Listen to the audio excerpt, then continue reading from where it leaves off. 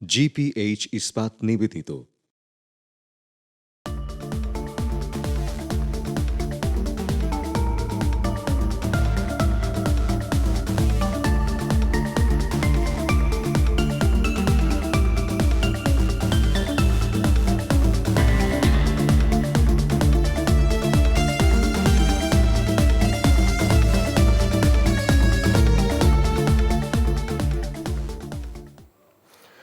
প্রিয় দর্শক, এনটিভির বিশেষ অনুষ্ঠান জিপিএইচ ইস্পাত কোভিড-19 করোনায় করণীয় অনুষ্ঠানে আপনাদের স্বাগত জানাচ্ছি।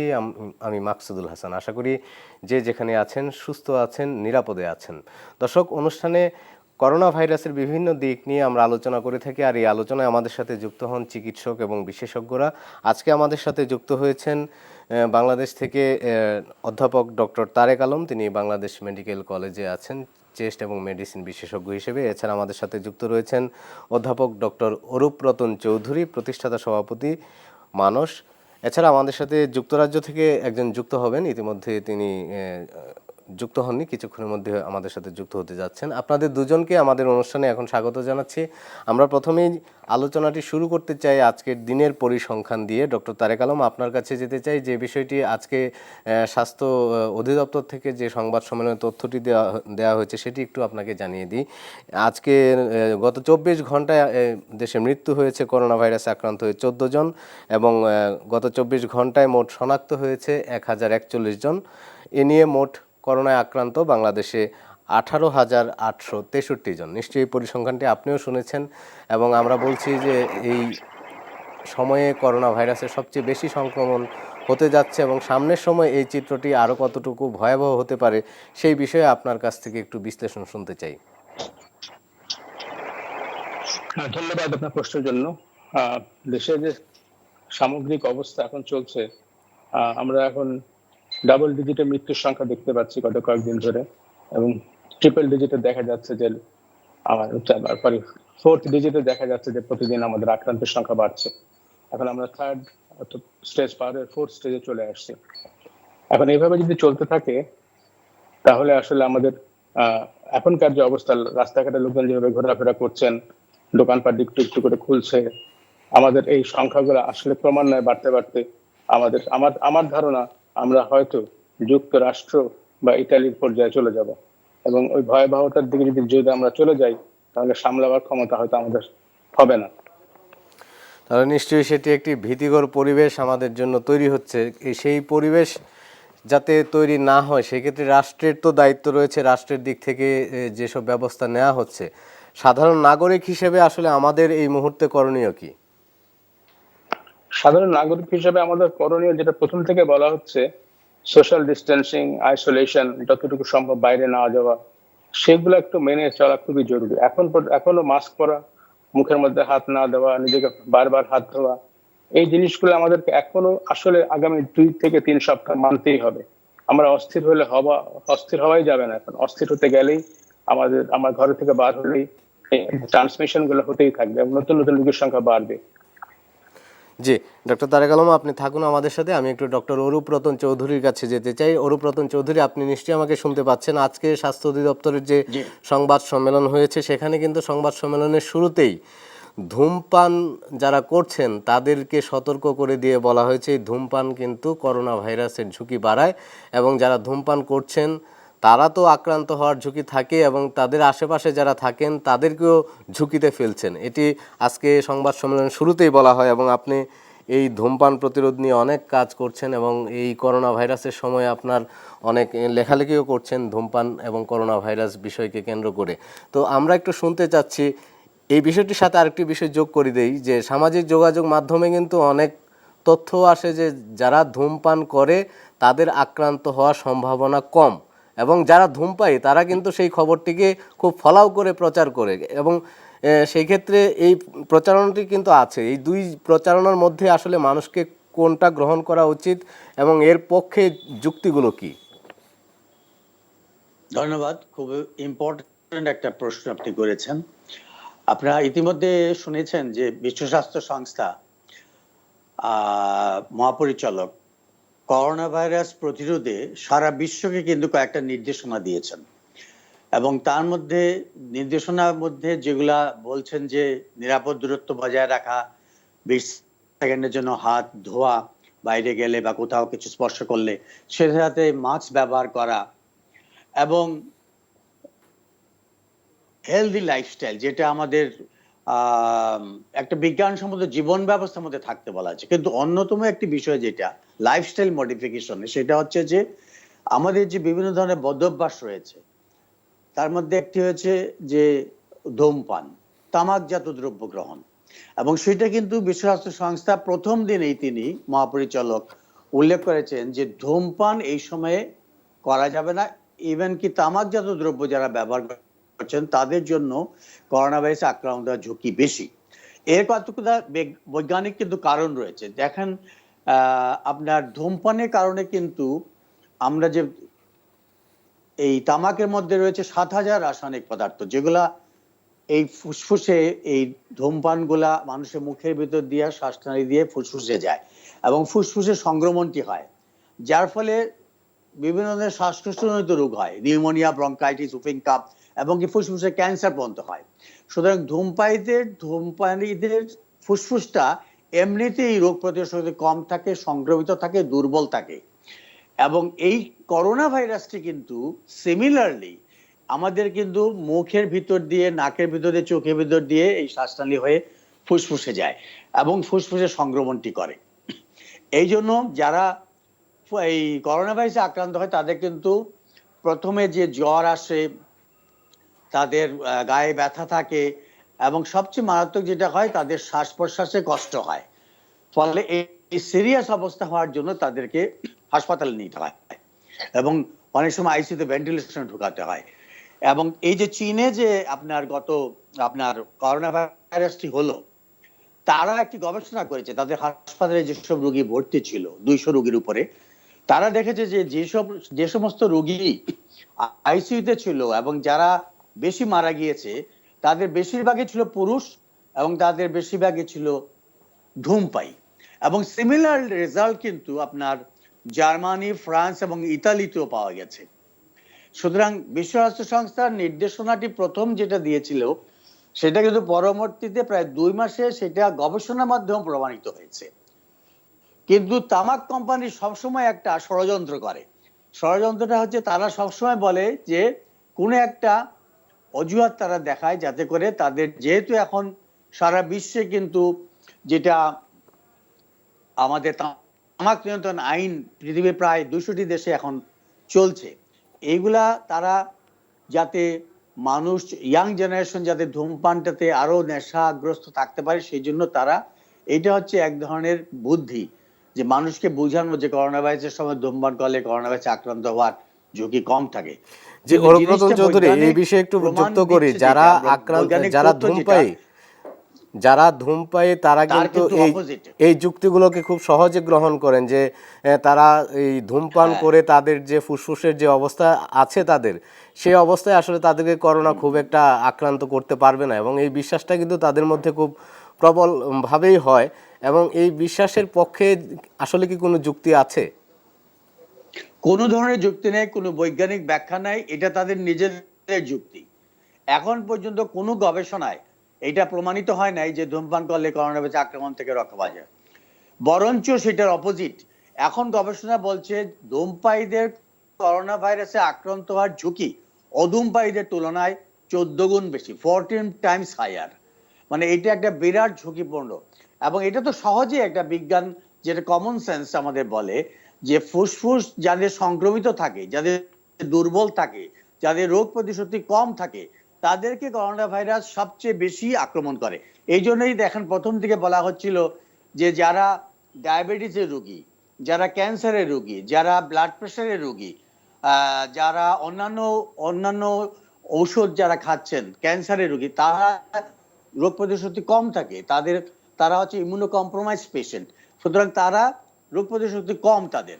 এবং সিমিলারলি ধূমপান যারা করে তাদেরও রোগ প্রতিশোধে কম জি থাকে ফুসফুসে। ডক্টর ফলে করোনা অরুপ্রতুল ভাইরাসটি চৌধুরী, আপনার তাদেরকে কাছে আবারও আসবো এই বিষয়টি নিয়ে, আপনার সাথে তাড়াতাড়ি আবারও সংক্রমিত এই করে। বিষয়টি নিয়ে কথা বলবো। তার আগে আমি একটু যেতে চাই ডাক্তার আবু ফিরোজ, যিনি যুক্তরাজ্য থেকে আমাদের সাথে যুক্ত হয়েছেন। তিনি গ্যাস্ট্রো ইন্টেস্টিনাল সার্জারির জেনারেল এবং ল্যাপারোস্কোপিক সার্জন হিসেবে কর্মরত রয়েছেন রয়্যাল গোয়েন্ট হাসপাতাল, যুক্তরাজ্যে।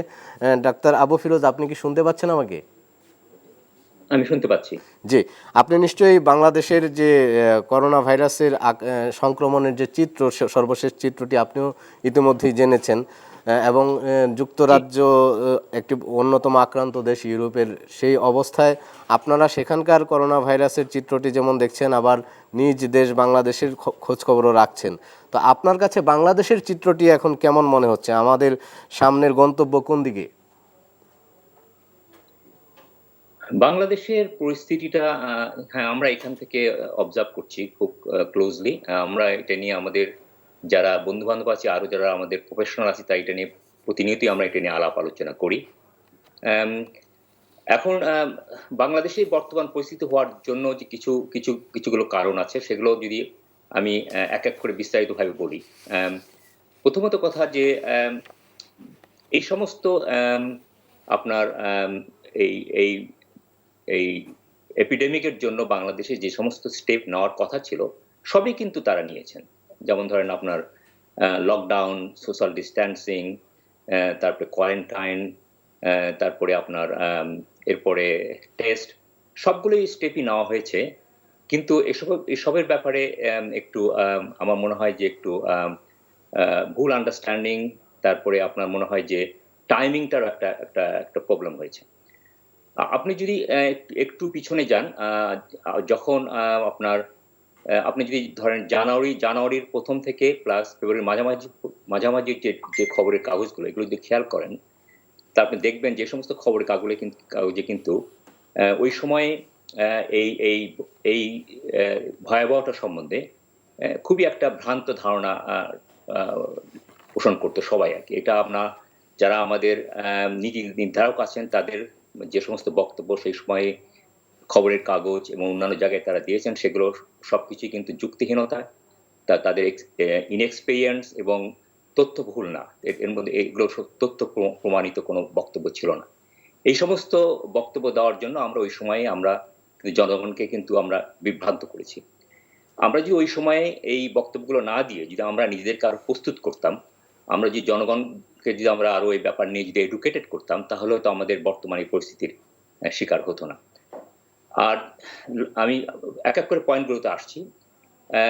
আপনি যে লকডাউন যেটা করা হয়েছে, আপনারা জানেন যখন লকডাউন করা হলো, লকডাউনটা কিন্তু আমরা একটু দেরিতে করেছি। আপনার মনে আছে কিনা, আমরা কিন্তু ওই সময় আমাদের প্রতিবেশী দেশ ভারতের থেকেও আমরা 4-5 দিন পরে আমরা লকডাউন করেছি। লকডাউনের প্রস্তুতির ব্যাপারে আমাদের ঘাটতি ছিল।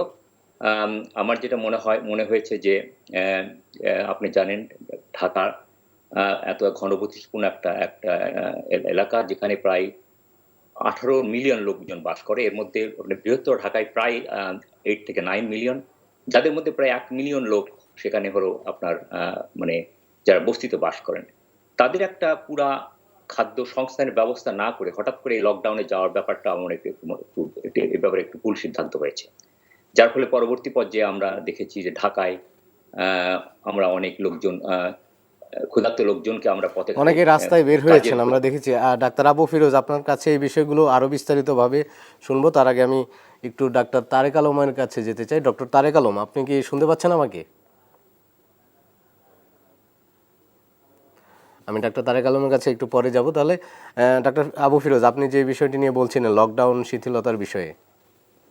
হ্যাঁ, এরপরের বিষয়টা আমি আসছি যে আমাদের যে সময় যে কোয়ারেন্টাইন যেটা করা হলো, ওই সময় যখন আপনার বিদেশ থেকে সমস্ত বাঙালি যখন দেশে ফিরলো, ওই সময় কোয়ারেন্টাইন ব্যাপারেও কিন্তু একটু এখানে মিসম্যানেজমেন্ট ছিল। আপনি ওই সময় খবরগুলো খেয়াল করে দেখবেন যে যাদেরকে কোয়ারেন্টাইনে করা হলো, তাদের কিন্তু ওখানে তাদের ব্যবস্থাগুলোর মধ্যে মানে একটু ডেফিসিয়েন্সি ছিল, যার ফলে অনেক লোকজন সেখান থেকে কিন্তু পালিয়ে বিভিন্ন শহরে, বিভিন্ন দেশের বিভিন্ন স্থানে ছড়িয়ে পড়ে, যার ফলে এই ব্যাপারটা কিন্তু ওই সময় আমাদের ডিজিজ কন্ট্রোলে সাহায্য করে।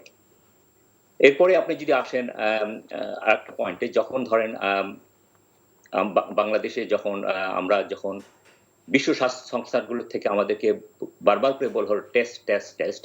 সেক্ষেত্রে কিন্তু আমরা টেস্টের ব্যাপারে কিন্তু প্রথমে আমরা একটু দেরিতে শুরু করেছি, প্লাস প্রথমে আমাদের টেস্টগুলো ঢাকার মধ্যে সীমাবদ্ধ ছিল।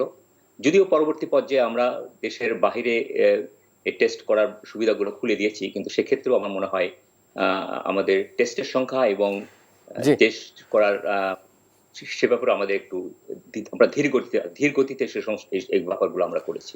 জি, আবু ফিরোজ, আপনার কাছে আসবো আবারও। আমি একটু ডক্টর তারেক আলমের কাছে যাচ্ছি। ডক্টর তারেক আলম, আপনি কি আমাকে শুনতে পাচ্ছেন? জি, শুনতে পাচ্ছি। জি, যে বিষয়টি আপনার কাছে জানতে চাই, আমরা জানি যে করোনায় যে সংক্রমণ সারা বিশ্বে ছড়িয়ে পড়েছে এবং সারা বিশ্বই কিন্তু এখন একটি বিষয়ে গবেষণা করছেন, কিংবা একটি বিষয়ে তাদের ধ্যান ধারণা সব কিছুই এই করোনাকে কেন্দ্র করে। এবং ইতিমধ্যে আমরা জানি ভ্যাকসিন নিয়ে অনেক গবেষণা হচ্ছে, ওষুধ নিয়ে অনেক গবেষণা হচ্ছে, ডজনখানেক ওষুধের নাম ইতিমধ্যেই প্রথম সারিতে আছে যেগুলো দিয়ে চিকিৎসা করা হচ্ছে। তো এর মধ্যে রেমডেসিভির অন্যতম, যেটি নিয়ে আমেরিকাতেও ব্যাপক আলোচনা হয়েছে, এবং বাংলাদেশে আমরা দেখেছি যে খুব দ্রুততম সময়ে একটি কোম্পানি সেই রেমডেসিভির বাজার সরকারকে দেওয়ার জন্য প্রস্তুতি নিয়েছে, তারা তৈরি করেছে ওষুধটি। তো আসলে কোন ওষুধটিকে বেশি কার্যকর বলে আপনার মনে হয়, এবং কোন ওষুধটি আগামী দিনে আমাদের জন্য আরো সহজলভ্য হতে পারে? আসলে রেমডেসিভির তো শুধুমাত্র ঢাকায় আসলো, এখন পর্যন্ত আসলে আমরা ওভাবে ইউজ করতে পারি নাই। সরকারি হাসপাতালে 2-3 জনের মধ্যে প্রয়োগ করা হচ্ছে, এবং এটা মডারেট সিমটমস নিয়ে যারা তাদেরকে দেওয়া হচ্ছে। আসলে আমরা বাংলাদেশ মেডিকেল কলেজে, আমি আমার কলিগেরা, দের ওয়াজ অ্যান আর্টিকেল এপ্রিল মাসের 2 তারিখে অস্ট্রেলিয়ার মোনাশ ইউনিভার্সিটি থেকে আর্টিকেলটা প্রকাশিত হয়েছিল যে খুব সাধারণ একটা ওষুধ, যেটা এফডিএ অ্যাপ্রুভড, যেটা আমরা সাধারণত স্ক্যাবিজ বা হেড লাইস বা উকুনের জন্য ব্যবহার করি, সেই ওষুধটাতে করোনা ভাইরাসের লেভেল শরীরের টিস্যুতে 4 থেকে 5,000 গুণ কমে যায় 48 ঘন্টার মধ্যে। তো সেই ওষুধটা যেহেতু বাংলাদেশে অ্যাভেলেবেল, আমরা আমাদের বাংলাদেশ মেডিকেল কলেজে আমি এবং আমাদের কলিগেরা আমরা এই ওষুধটাকে ব্যবহার করছি। ওষুধটার সঙ্গে ডক্সিসাইক্লিন নামে একটা ওষুধ, সিম্পল ডোজে, যে ডোজে সাধারণ মানুষকে দেওয়া হয়, টক্সিক কোনো ডোজে না। এই পর্যন্ত আমরা প্রায় 60 জনকে এই ওষুধটা আমরা দিয়েছি। এই ওষুধটা দিয়ে এই পর্যন্ত আমার 60 জন রোগীর মধ্যে 60 পেশেন্টসের মধ্যে কেউই এই পর্যন্ত আইসিইউতে যায় নাই, এবং 3 থেকে 4 দিনের মধ্যে তারা নেগেটিভ হয়ে গেছে, এবং 3 থেকে 4 দিনের মধ্যে তাদের যে সিমটম 50% কমে গেছে। তো এই একটা ওষুধ খুবই সস্তা। আমি জানি না এই ওষুধটা আমার সহকর্মীরা ব্যবহার করবেন কিংবা বিদেশে, এমন না যে বিদেশে জানে না, সবাই জানে এই ওষুধটার কথা। আইভারমেকটিন এই ওষুধটার নাম। এই ওষুধটা যদি ব্যবহার করা যায় তাহলে হয়তো আমরা বাংলাদেশকে খুব তাড়াতাড়ি করোনা মুক্ত করতে পারবো। আইভারমেকটিনের কথা বলছেন আপনি? পরীক্ষা করছি আরো। জি, ওষুধটার যে নামটি বললেন একটু আমি আরেকবার শুনতে চাচ্ছি আপনার কাছ থেকে। কোন ওষুধটি ব্যবহার করে আপনার এই সফলতা পেয়েছেন? আইভারমেকটিন, ওষুধটার নাম হচ্ছে আইভারমেকটিন। এটা সিঙ্গেল ডোজে দিতে হয়।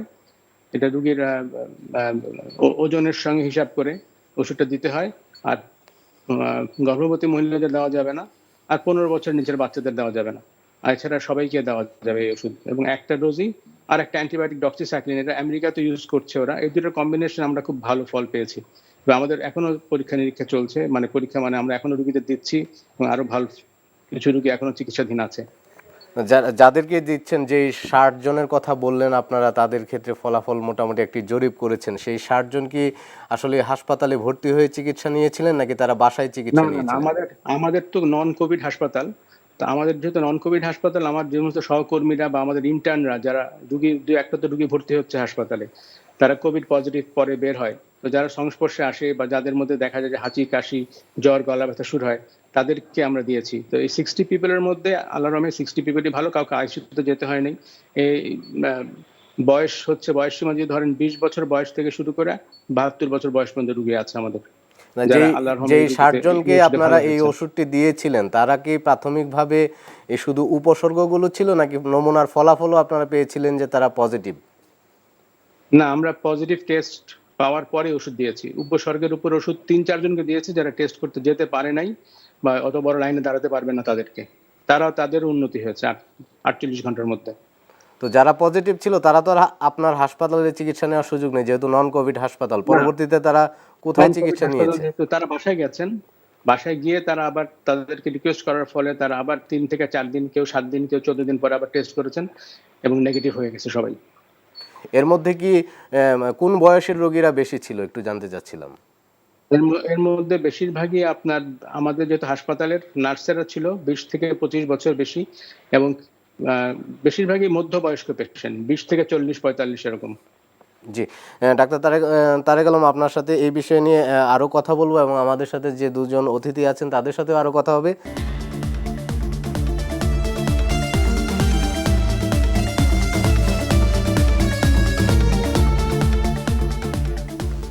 যে বিষয়টি নিয়ে আলোচনা করছিলাম, একটি ওষুধের কথা নিয়ে, নিশ্চয়ই ডাক্তার ফিরোজ আবু ফিরোজ, আপনি শুনতে পাচ্ছিলেন আমাদের আলোচনা? হ্যাঁ, শুনতে পাচ্ছি। জি, সেই উনি যে ওষুধটির কথা বললেন আইভারমেকটিন, এবং তিনি কিন্তু একটি ট্রায়ালের মতো করে সেই ফলাফলটি আমাদেরকে জানিয়েছেন। 60 জন রোগীর উপর তিনি সেই ওষুধটি প্রয়োগ করেছিলেন এবং ভালো ফলাফল পেয়েছেন। তো এই ওষুধ সম্পর্কে আসলে আপনার বক্তব্য একটু জানতে চাচ্ছিলাম, এবং যুক্তরাজ্যে আসলে কি ধরনের মেডিসিন দেয়া হচ্ছে এই করোনা আক্রান্ত রোগীদের ক্ষেত্রে? থ্যাংক ইউ, অনেক ভালো প্রশ্ন। উনি যে যে আমার সহকর্মী, উনি যে আইভারমেকটিন যেভাবে ইউজ করেছে, এটা কিন্তু ট্রায়াল বলা যায় না, ট্রায়াল ঠিক এভাবে হয় না। আর এখন পর্যন্ত তো আইভারমেকটিন নিয়ে কিন্তু কোনো প্রপার ট্রায়াল এখনো কোথাও হয়নি। আমার জানা মতে অস্ট্রেলিয়াতে মাত্র এই ওষুধটা নিয়ে একটা ভিভোতে একটা টিস্যু লেভেলে, মানুষের শরীরে না, টিস্যু লেভেলে এটা ইয়ে করে দেখা গেছে যে এটাতে ভাইরাস কাউন্টগুলো অনেক কমে গেছে এবং অনেকগুলোতে পাওয়া যায়নি স্যাম্পলে। কিন্তু তার অর্থ এইটাই না যে ভিভোতে যদি বাইরে টিস্যুতে কাজ করলো বলে এটা হিউম্যান বডিতে কাজ করবে, তার কিন্তু 100% নিশ্চয়তা নেই। ওনাদের রোগীর প্রোফাইল যেগুলো, যে সমস্ত রোগীকে ওনারা ইউজ করছেন, সেগুলো হলো সমস্ত রোগী সিমটোম্যাটিক রোগী। আমি বুঝি তারা যে পজিটিভও যদি হয়, আপনি একটা কথা অবশ্যই মনে রাখতে হবে, যে সমস্ত রোগী পজিটিভ এবং সিমটোম্যাটিক, তারা কিন্তু সবাই কিন্তু কিন্তু সেই পর্যায়ে, খারাপ পর্যায়ে কিন্তু যায় না। আমরা এখানে we are talking about only 2 to 4% of the people যারা আলটিমেটলি আইটিইউ সাপোর্ট লাগে। উনি যে রোগীগুলোকে ব্যবহার করেছেন ওষুধগুলো, সেই রোগীগুলো হয়তো বা ওষুধ ছাড়াই ভালো হয়ে যাওয়ার সম্ভাবনা আছে।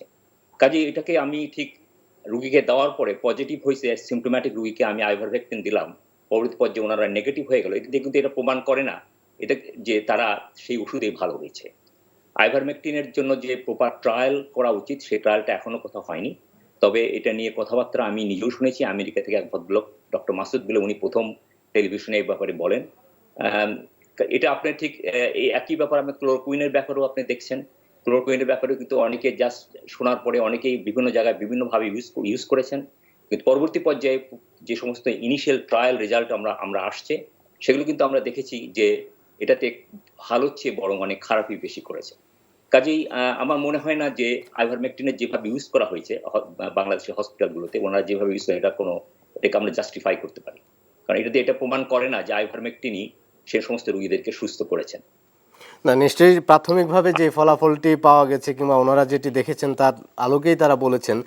আর যেহেতু অনেক ওষুধের সন্ধানেই কিন্তু আমরা রয়েছি, বিশেষ করে আপনি যে ওষুধটি এখন সবচেয়ে বেশি আলোচনায় রয়েছে রেমডেসিভির, সেটি তো একদম ক্রিটিক্যাল পেশেন্টকে দেওয়ার কথা বলা হয় এবং সেটির পার্শ্ব প্রতিক্রিয়া নিয়ে কিন্তু অনেক বক্তব্য রয়েছে, যেটি আপনি নিশ্চয়ই জানেন। তো সেই ওষুধটি নিয়ে এত তোলপাড় হচ্ছে সারা দেশে, সেই ওষুধটি সম্পর্কে জানতে চাই। সারা দেশে শুধু না, বাংলাদেশে শুধু না, সারা বিশ্বেই। আমি সারা বিশ্বে বলছি যে আপনি যে কথা ওষুধের কথা বলতেছেন, সেটা হলো রেমডেসিভির। এটা নিয়ে কিন্তু অনেক দেশেই আপনার national wise, multi national wise অনেক ট্রায়াল, কিছু ইনিশিয়াল রেজাল্ট আমরা পেয়েছি, এবং এখন অনেক ট্রায়ালের রেজাল্ট কিন্তু আমাদের এখনো হাতে আসেনি। ইনিশিয়াল যে কিছু ট্রায়ালের রেজাল্ট, এতে কিন্তু কোনো ডেথ বেনিফিট কিন্তু আমরা লক্ষ্য করিনি। তবে হসপিটাল স্টে টাইম, তারা 3 থেকে 4 দিন হসপিটালের মানে স্টে ওভার টাইমটা থেকে তারা আগে বাসায় অনেক রোগী চলে যাচ্ছেন। কাজেই আপনার এর ঠিক আপনার কতখানি যে এটা কন্ট্রিবিউট করবে এর ট্রিটমেন্ট এবং কিউরের জন্য, এটা এখনো অনেক প্রশ্ন রয়ে গেছে। তবে গত রাতে আমি অস্ট্রেলিয়া থেকে একটা পেপার দেখলাম, তারা দাবি করেছে যে এতে নাকি 30% সার্ভাইভাল বেনিফিট পাওয়া যাচ্ছে। তবে সে ব্যাপারে ডিটেলস আমি সংগ্রহ করতে ব্যর্থ হয়েছি। কাজেই আপনার রেমডেসিভির যে ট্রায়ালগুলো চলছে, সেই ট্রায়ালগুলোর জন্য আমাদেরকে এখনো অপেক্ষা করতে হবে।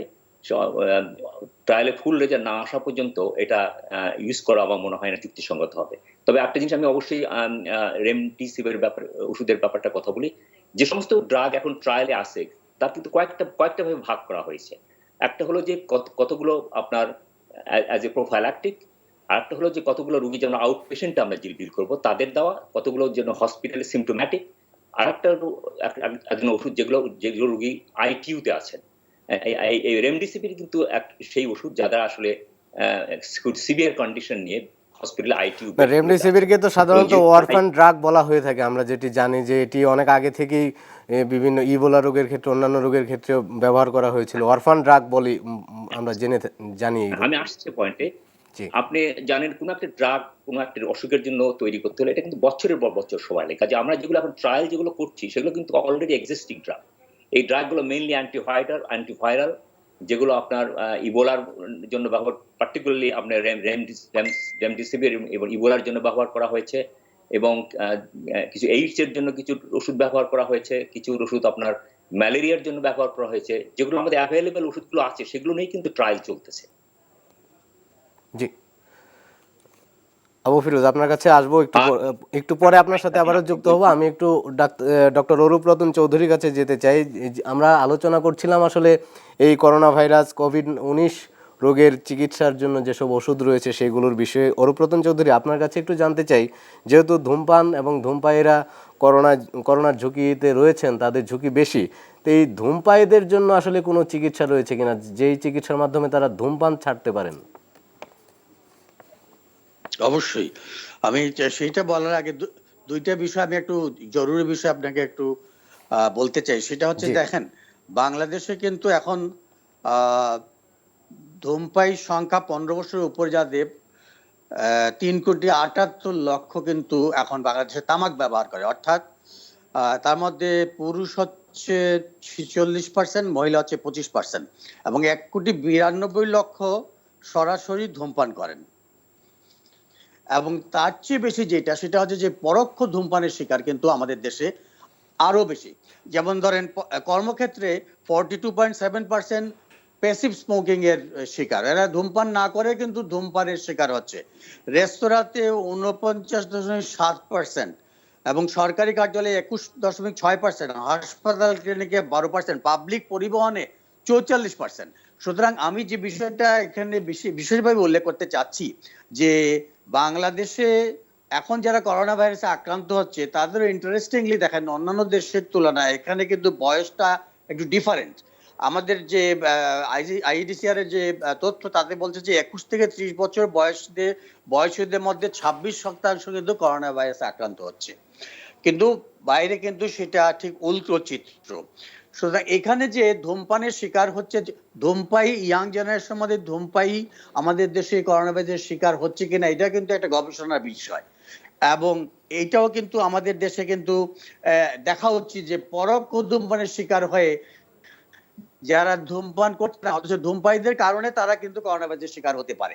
সুতরাং এই ক্ষেত্রে আমাদের গবেষকরা এবং বিশ্ব স্বাস্থ্য সংস্থা কিন্তু বলছে যে দেশের কয়েক কোটি মানুষ উচ্চমাত্রায় স্বাস্থ্য ঝুঁকিতে রয়েছে, কারণ হচ্ছে এই যে ধূমপায়ী সংখ্যা এবং পরোক্ষ ধূমপানের শিকার যারা হচ্ছে।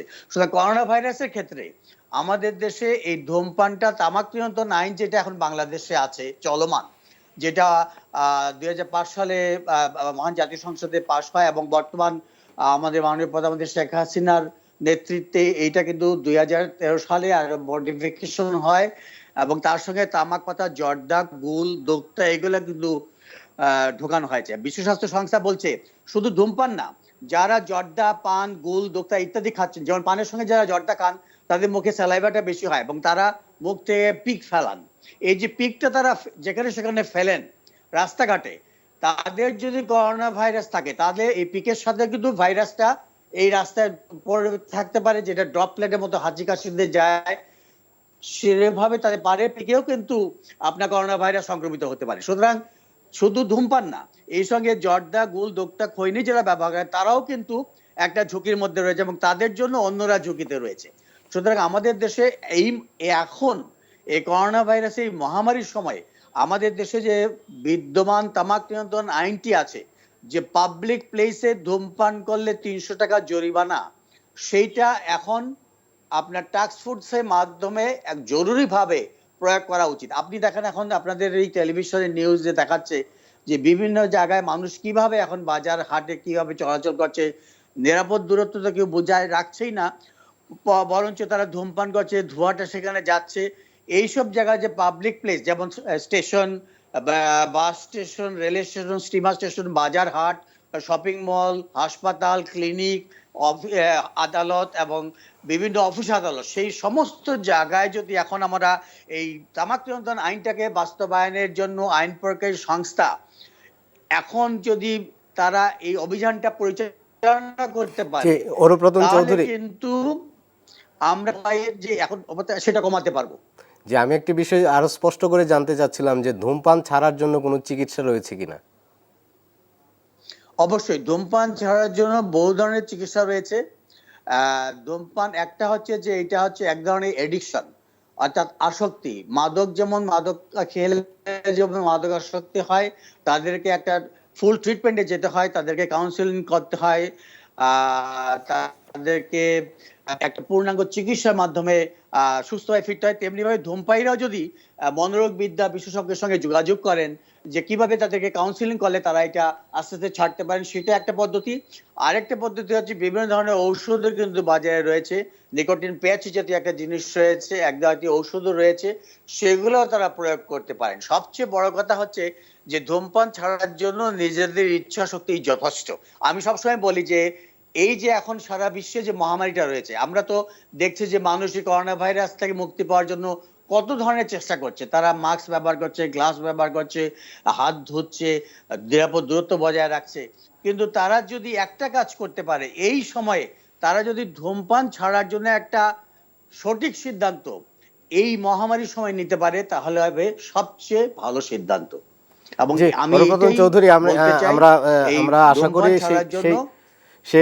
সেই সিদ্ধান্তটি যারা নিতে পারবেন তারা আরো সামনের সময়ে এই ঝুঁকি থেকে নিজেদেরকে রক্ষা করতে পারবেন। এখন আমি যেতে চাই অধ্যাপক তারেক আলমের কাছে। যে বিষয়টি আপনি বলছিলেন আসলে একটি ওষুধ নিয়ে, আইভারমেকটিন, এবং এই করোনা রোগের চিকিৎসা, সেই চিকিৎসা নিয়ে ইতিমধ্যে আবু ফিরোজ তিনিও বলেছেন এই আইভারমেকটিন কিংবা রেমডেসিভির ওষুধের বিষয়টি নিয়ে। তো আপনার ব্যাখ্যাটা একটু জানতে চাচ্ছিলাম যে আসলে আবু ফিরোজ যে বাস্তবতাটি তুলে ধরলেন তার সাথে আপনার কোনো যোগ করার কিছু আছে কিনা? হ্যাঁ, আবু ফিরোজ ভাইয়ের কথা মানে সূত্র ধরে বলছি যে আমরা কিন্তু কোনো ট্রায়াল করি নাই, আর আমাদের এটা নন কোভিড হাসপাতাল। আর বাংলাদেশে এখন যে অবস্থা, বাংলাদেশের রোগীদের পক্ষে রেমডেসিভির কেনা সম্ভব, বেশিরভাগ লোকের পক্ষে রেমডেসিভির ব্যবহার করা অসম্ভব। এবং রেমডেসিভির যে 100% ফলাফল হচ্ছে সেটা তো হচ্ছে না। ওনার কথা দিয়ে শুনলাম শুধু ক্লিনিক্যাল ইমপ্রুভমেন্টের টাইমটা একটু কমে আসতেছে, তাড়াতাড়ি রোগীরা ভালো হচ্ছে। আইভারমেকটিনের বেলাতেও আমরা যে ওষুধ দিচ্ছি, আমরা কিন্তু একদম নর্মাল ডোজে রোগীদের দিয়েছি যে কাজ হয় কিনা দেখার জন্য। This is not a clinical trial. Clinical trial এখন হবে, এখন ক্লিনিক্যাল ট্রায়াল করতে হবে যে এরকম ফলাফল যদি পাওয়া যায়, যেটা উনিও জানেন যে এগুলো যদি ফল পাওয়া যায় তাহলে ক্লিনিক্যাল ট্রায়াল শুরু হয়। আর রেমডেসিভিরের পুরোপুরি ক্লিনিক্যাল ট্রায়াল তো আসলে হয়ও নাই, আরো অনেক বড় ট্রায়াল করতে হবে আপনাদেরকে। বড় বড় ট্রায়াল না করে আসলে রেমডেসিভিরকে তো আমরা এখন আপাতত, যেহেতু একটা কিছু দেওয়া দরকার মানুষকে, সেজন্যই রেমডেসিভিরকে ছাড়া হয়েছে। এরকম ওষুধ আরো আসুক, কিন্তু বাংলাদেশের লোকেদের জন্য যদি আপনাকে মানবিকভাবে যদি চিন্তা করতে হয়, তাহলে আপনাকে কম পয়সার চিকিৎসায় খুঁজতে হবে। কম পয়সার চিকিৎসায় যদি আপনি বাংলাদেশের মানুষকে ভালো করতে না পারেন, তাহলে বাংলাদেশকে আপনি খুলতেও পারবেন না, বাংলাদেশকে সারা জীবন লকডাউনে থাকতে হবে। আর আমাদের যে ট্রান্সমিশন হচ্ছে, যে ট্রান্সমিশনটা একজন করোনা পজিটিভ রোগী বাসায় থাকছেই তো না, সে বাসায়, সে কি কোয়ারেন্টাইনে থাকছে? সেটা মাস্ক করে বাসা থেকে বের হয়ে যাচ্ছে। এই রোগীটাকে যদি আমি পজিটিভ অবস্থায় খাওয়াই দিই, সে 4 দিনে যদি সেই রোগীটা নেগেটিভ হয়ে যায়, তাহলে ক্ষতি কি? এই রোগীটা কোনো সাইড এফেক্ট নেই। রোগী যদি নেগেটিভ হয়ে যায় তাহলে রোগীটা কাউকে ছড়াচ্ছে না, আমাদের এই যে ট্রান্সমিশনটা কমে যাবে, আমাদের কোয়ারেন্টাইন টাইম কমে যাবে, আমাদের দেশটাকে আমরা তাড়াতাড়ি খুলতে পারবো। আমাদের এইটাই আমার মাথার মধ্যে চিন্তা ছিল, আর অন্য কিছু আসলে না। বেসিক্যালি আমাদের বড় বড় যে ট্রায়ালগুলো করার কথা, সেগুলো এখন আমরা করব। কেননা আমাদের হাইড্রোক্সিক্লোরোকুইন আমি জানি বাদ পড়েছে। হাইড্রোক্সিক্লোরোকুইন ওয়াজ আ হাইপোথিসিস যে এসএলই পেশেন্টদের যারা হাইড্রোক্সিক্লোরোকুইন খায় তাদের করোনা কম হচ্ছে, সেই হাইপোথিসিস থেকে হাইড্রোক্সিক্লোরোকুইন এসেছিল। এছাড়া এইচআইভির ওষুধ লোপিনাভির, রিটোনাভির, আর কি বলে হেপাটাইটিসের ওষুধ, সবকিছু মিলায়ও থাইল্যান্ডে একটা টেস্ট চলছে, ট্রায়াল চলছে।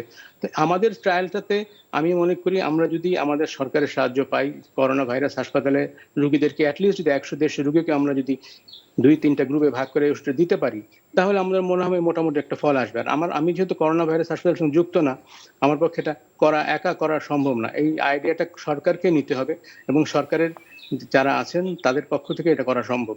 ফিরোজ ভাইয়ের কথা আমি বুঝছি, হি ইজ রাইট, যে এইভাবে তো আসলে this is nothing, this is an anecdotal finding. কিন্তু এই কথাটা মনে রাখতে হবে যে আমাদের দেশে এরকম সস্তা চিকিৎসা যদি খুঁজে না পাই, তাহলে আমাদের দেশের অনেক লোকজনই অপ্রয়োজনীয় মৃত্যুবরণ করবে। জি, অধ্যাপক তারেক আলম, আপনি যুক্ত থাকুন আমাদের সাথে। আমি একটু ডাক্তার আবু ফিরোজ তার কাছে আবারও যেতে চাই। আবু ফিরোজ, নিশ্চয়ই আপনি শুনছিলেন ডাক্তার, আপনার নিশ্চয়ই শুনছিলেন তারেক আলমের কথা। সেই বিষয়টির সূত্র ধরে আমি আবারও আপনার কাছে আসছি, যে তিনি যে বিষয়টি আপনার কাছে ব্যাখ্যা করলেন, আমাদের দর্শকদেরকেও ব্যাখ্যা করলেন, সেই বিষয়ে আসলে আপনার মতামত কি? আমাদের বাংলাদেশের জন্য কোন বিষয়টি এখন জরুরি? এখানে একটা কথা বুঝতে হবে, একটা ওষুধ যখনই আমরা কাউকে দিতে চাই, সেটা আমি কি মনে করলাম আর একজন কি বললো সেটার উপর ভিত্তি করে কিন্তু আমি একজনকে এটা দিতে পারি না। একটা ক্লিনিক্যাল ট্রায়াল একটা সেট আপ আছে, সেটা করতে হবে। সেটা একটা it can be set up with this আদার আপনার গ্রুপের সঙ্গে। তারপরে আপনার পেশেন্ট সিলেক্ট করতে হবে, তাদেরকে ট্রায়াল দিতে হবে, প্লাসিবো গ্রুপ দিতে হবে, র্যান্ডমাইজ কন্ট্রোল ট্রায়াল করতে হবে। যখন যেটা প্রুভ হলো, তখন কিন্তু আমরা এটা কিন্তু আমরা ইউজ করতে পারি। আপনি যদি আপনার আইভারমেকটিনের যদি আপনার লিটারেচার যে লিফলেট যদি দেখেন, এটা কিন্তু একটা অ্যান্টিপ্যারাসাইটিক ড্রাগ। এখন এটা একটা এক্সপেরিমেন্ট ভাবে আমি কোথাও দেওয়া হয়েছে, একজন আমাকে বললো যে হ্যাঁ, I got the result, that's why I will start in Bangladesh. এটা মনে হয় না যুক্তিসঙ্গত কোনো কথা হলো। এ ব্যাপারে আমি ডিফার করি। কারণটা কি, আমি বলছি যে যে আপনার বাংলাদেশের পরিপ্রেক্ষিতে বলেই যে বাংলাদেশে অন্য কোনো অল্টারনেটিভ নাই বলেই যে আমি ইউজ করব আইভারমেকটিন, সেটা কিন্তু যুক্তিসঙ্গত কথা হলো না। এখন পর্যন্ত কিন্তু পৃথিবীর কোথাও কোনো কিন্তু সার্থক ট্রিটমেন্ট কিন্তু এখনো নাই। এখন পর্যন্ত কোথাও কোনোভাবেই এখন রিকমেন্ড করা হয়নি। কিছু ক্লিনিক্যাল ট্রায়াল চলতেছে, কিছু ক্লিনিক্যাল ট্রায়ালে আমরা প্রাথমিক রেজাল্ট পাইছি, কিন্তু এখন পর্যন্ত যে এটার কিওর না, ডক্টর তারেক আলমও কিন্তু সেই বিষয়টি বলছেন যে আইভারমেকটিন নিয়ে কি ক্লিনিক্যাল ট্রায়াল দেওয়া যায় কিনা, সেই বিষয়টি কিন্তু উনিও সহযোগিতা চেয়েছেন। আর রেমডেসিভির যেহেতু সেটিও পরীক্ষা চলছে, সেটি নিয়েও পরীক্ষা নিরীক্ষা হতে পারে। যেহেতু আমাদের কাছে এখন পর্যন্ত কার্যকর কোনো ওষুধ নাই, সেহেতু আমাদেরকে সন্ধান করতেই হবে, সেটিই বাস্তবতা। অবশ্যই সেটা সন্ধান করার জন্যই কিন্তু ক্লিনিক্যাল ট্রায়ালটা সেট আপ করতে হবে। সেই ক্লিনিক্যাল ট্রায়াল সেট আপ একটা প্রোটোকল আছে, এটা হতে হবে আপনার র্যান্ডমাইজ কন্ট্রোল ট্রায়াল হতে হবে। তারপরে যখন রেজাল্ট যারা পায় যে হ্যাঁ, they have done a randomized control trial of a certain number of patients and they have this result, তারপরে তাই আমরা জাস্টিফাই করতে পারি কাউকে ইউজ করার জন্য। আর উনি যে রেমডিসিভিরের সঙ্গে যে উনি তুলনাটা করলেন, দুটার কিন্তু দুটা ইন্ডিকেশন। ওনারা যে ইন্ডিকেশন ইউজ করছে, এতে কোনো কিন্তু প্রমাণ নাই যে সমস্ত রোগীর জন্য ইউজ করা হয়েছে তারা কিন্তু ultimately they will need some ITU support. হ্যাঁ, তারা এটা কোনো প্রমাণ যে এই রোগীগুলো, অনেক রোগী হয়তো বা আপনার ট্রিটমেন্ট ছাড়াই ভালো হয়ে যাওয়ার সম্ভাবনা সেখানে আছে। এটা কিন্তু উনি প্রুভ করতে পারবেন না। দ্বিতীয়ত কথা হলো যে আপনার রেমডিসিভির ইউজটা কিন্তু ডিফারেন্ট পর্যায়ে। এটা এক্সপেন্সিভ ড্রাগ, এটা শুধুমাত্র হসপিটালাইজ আইটিইউ পেশেন্টদের জন্য ইউজ করা। কাজে ওটার সঙ্গে ঠিক আমি আপনার ফিরোজ, সেই বিষয়টি হচ্ছে যারা হসপিটালাইজড হবেন, যারা আইসিইউতে যাবেন, কিংবা যারা ক্রিটিক্যাল পেশেন্ট, তাদের জন্যই মূলত রেমডেসিভির, সেটিই বলা হচ্ছে। কিন্তু প্রাথমিকভাবে এখন সারা বিশ্বে যে বিষয়টি খুবই উদ্বেগজনক, সেটি হচ্ছে উপসর্গবিহীন করোনা রোগী এবং যারা মাইল্ড সিমটম নিয়ে ঘুরে বেড়াচ্ছেন, আসলে তাদের ট্রিটমেন্টের জন্য কি ধরনের ওষুধ দরকার, এবং সেটির ব্যাপারে আসলে সর্বশেষ তথ্য আপনাদের কাছে কি আছে? স্ট্যাটিস্টিক্সটা দেখতে হবে। আপনি একটা কথা অবশ্যই মনে রাখতে হবে, যারা এই ভাইরাসটা আক্রান্ত হচ্ছে তাদের কিন্তু 85% পিপুলই, তাদের কোনো চিকিৎসার কিন্তু দরকার নেই, একমাত্র প্যারাসিটামল ছাড়া আর কিছু আনুষঙ্গিক ট্রিটমেন্ট ছাড়া, যেগুলো সব কিছু বাড়িতে বসেই করা যায়, সেগুলো ছাড়া এদের কোনো চিকিৎসার কিন্তু দরকার নাই।